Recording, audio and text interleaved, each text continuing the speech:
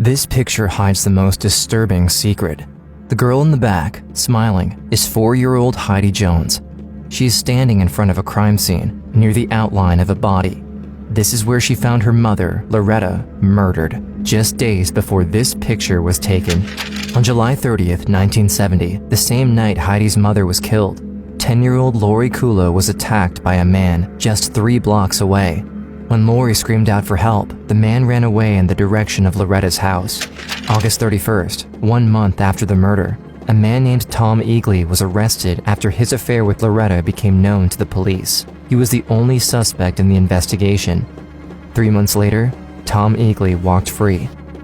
For more than 40 years, the circumstances in which Loretta Jones was murdered would remain a mystery, unless her daughter Heidi could solve her case, not yet knowing that the key to finding the killer was inside this picture all along. They noticed that Loretta's hand was in a pool of blood. I couldn't even imagine what she's thinking about as she's laying there dying. My mom taking her last dying breath, leaving the clues. I said, that doesn't happen except in the movies. She says, it was right there, plain view. Loretta writing the name of the killer in blood. The year is 1970. Loretta is a single unwed mother who thrives to provide for her daughter, 4-year-old Heidi. They live a happy life together in their house of Price, Utah. It was just my mom and I. She made a ton of my own clothes. She made me dolls. She made some good memories with me. For me, she was the best mom. July 30th, 1970. It's a warm summer night. Heidi kisses her mom goodnight before going to bed, not knowing that this will be the last time she'll see her. July 31st, at 11:40 a.m., police are called to 468 East 4th Street. They find Loretta Jones, 23, murdered by stabbing. They learn that her only daughter, 4-year-old Heidi, is at the neighbor's house, terrified and alone. The sheriff kept calling my mother, and finally my dad comes home and he's very upset and in shock. First thing that my mother said is, "Where is Heidi?"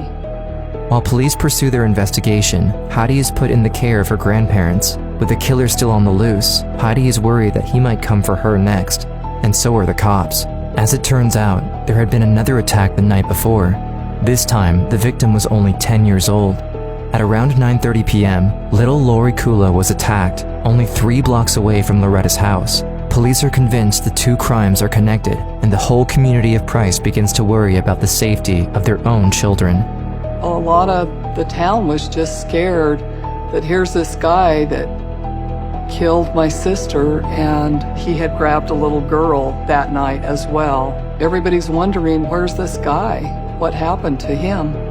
A few days later, Heidi finds herself at her mother's funeral, looking at her mom lying in the coffin. She had on a blue dress. It had a super high collar, so that you couldn't see where her neck had been slit. But I remember looking at her in the coffin, and she looked just like Sleeping Beauty to me.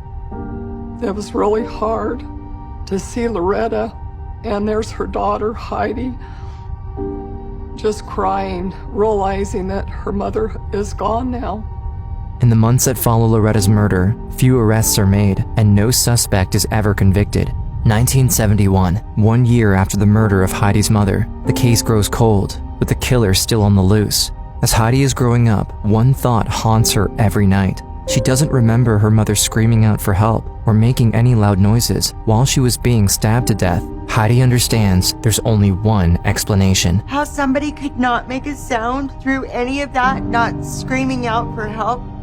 She went through it because she didn't want anything to happen to me. How could I just let that go? My mom was my hero that night. As she is living with her grandparents, Heidi feels she can't talk about her own mother anymore. She doesn't want to forget, but everyone tries to tell her to let it go. I remember getting upset a lot, crying a lot. Anytime I tried to talk to my grandma about my mom, it would just make her cry. She said, "Why don't you just let it go?" And I said, "Because I can't let it go." As the years pass, Heidi stays haunted by guilt that her mother's killer is still out there, and that no one is willing to bring justice to Loretta. She is compelled to take it into her own hands. But how? I know she would have gone to great lengths to do whatever she needed to do for me, and she proved that the night she was murdered. I owed it to her to do something about this. 1989, Heidi turns 23, the same age her mother was when she was killed. Inspired by a TV show called Unsolved Mysteries, she begins a massive letter campaign, sending them to the Price City Police Department, to the Carbon County Sheriff, to the FBI, but none of them respond. Still, she persists to write letter after letter. If I could keep the conversation alive about my mom, then maybe I could help get her case solved. The years pass, with still no response from anyone. Almost 36 years, and still, the killer walks free. Approaching her 40th birthday, Heidi makes a bold decision: leave behind all she has and go back to her hometown of Price, Utah, with the sole intention of solving her mother's murder. There, she's confronted with her grandmother, pushing her to let it go. My mom just wanted Loretta to rest in peace. I really honestly had mixed feelings, but the other part of me was like, where's this guy that killed Loretta? 2009, it's by chance that Heidi is reconnected with a childhood friend, David Brewer, who comments on one of her social media posts. This is how she learns David is a detective. Heidi tells David everything she can remember about that night. Oh, I spilled my guts to him. I just needed help. Her story begins on July 31st, 1970. What I remember vividly is I heard a thud. I went to the bedroom door and I looked through the keyhole and I saw something laying on the floor. And at first I just thought it was a pile of laundry. 4-year-old Heidi pulls the door open, only to find her mother, Loretta, lying in a pool of blood. Heidi is in shock, unable to grasp the scene in front of her. She staggers out of the house in a hurry. My next vivid memory is I am out on the front porch and my next door neighbor is out there digging for worms. Says, Heidi, come here, I have to show you something. And I says, I can't. I think my mommy's dead. As David Brewer listens to Heidi's story, he can't believe he never knew about Loretta's murder, that Heidi never spoke of it at school. Just for the child to see something like that with their own mother laying there, just is unimaginable. I told him everything that I could possibly tell about my mom's case.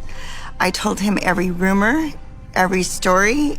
Although Heidi expects David to turn her down because of the unlikelihood of the murder being solved, David is moved by Heidi's story. He can tell she's still very upset, even after all these years. Carbon County police officer David Brewer reopens the case of Loretta Jones' 1970 murder. His first step is to review the original case files, but immediately, David is confronted with a serious roadblock that threatens to stop the investigation altogether. The case files no longer exist. I quickly found out that I had no evidence and no case file at all, which is uncommon because homicides you keep for life. Apart from old newspaper clippings, David gets his hands on written testimonies of the first responders on the scene of Loretta's murder. They found Loretta laying on her side with her hand in a pool of blood. Them and the doctor witnessed 17 stab wounds in her back and 2 in her chest. The first responders found no sign of forced entry. This may indicate that Loretta knew her killer. Detective Brewer then makes another shocking discovery. It seems that, according to the medical examiner, Loretta didn't fight back. Someone being stabbed multiple times would definitely show defensive wounds in the typical case. The question is stunning. Why wouldn't Loretta have fought for her life? I believe that Loretta stayed quiet to protect her own child because she was afraid that her daughter would run out and get hurt as well. Although Brewer now has details about the crime, he still has no evidence from the crime scene and no lead on the suspect. The likelihood of solving this case is close to none.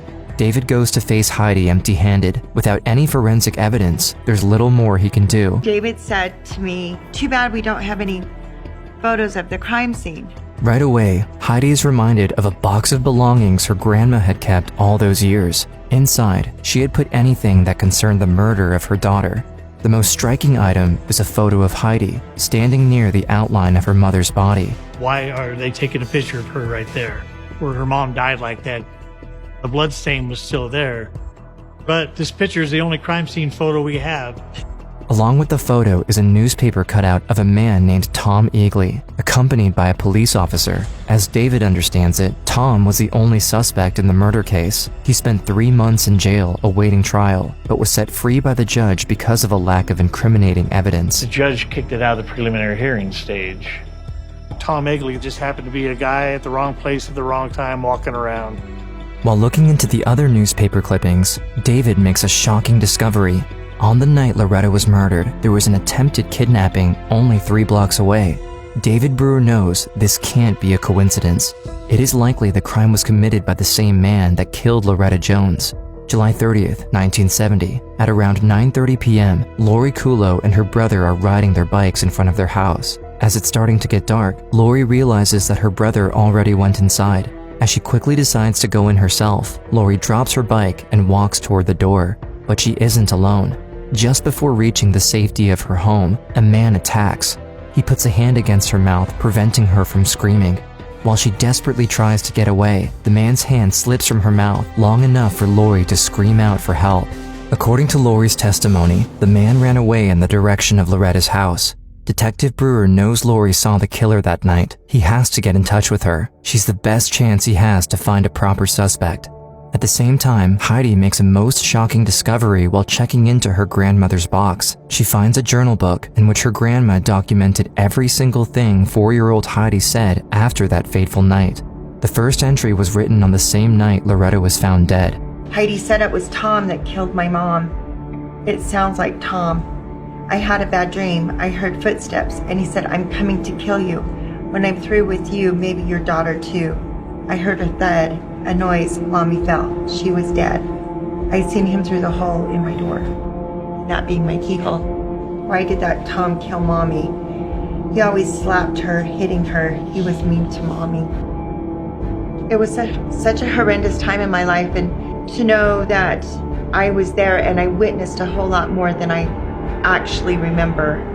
The long absent memories resurface as Heidi reads, and she finally recalls the last thing her mother said to her. That night, my mom came to my bedroom and she told me, don't come out. The words are striking. To think that Loretta knew something bad might happen, and still she wanted to protect her child. As Heidi can't remember anything more about the man she called Tom, David Brewer goes forward and meets with Lori Kulo, the girl that was attacked on the same night Loretta was murdered. His best lead would be her description of the man she saw that night. Brown hair, lighter eyes, like 5'10", 5'11", something like that. He wasn't real tall, but he wasn't short. As Lori describes her version of the events to David, one detail catches his attention. Lori was later called in by police to identify the suspect. When we got to the police station, they had me kind of peek around the corner and look at him, and they asked, is that the guy? I felt like I was going to throw up, and I said yes. Lori identifies her attacker out of a lineup. The man's name? Tom Egley, the same man that was arrested back in 1970. I knew that Loretta had dated Tom Egley one time on a blind date. She didn't like him, and she didn't want anything to do with this guy.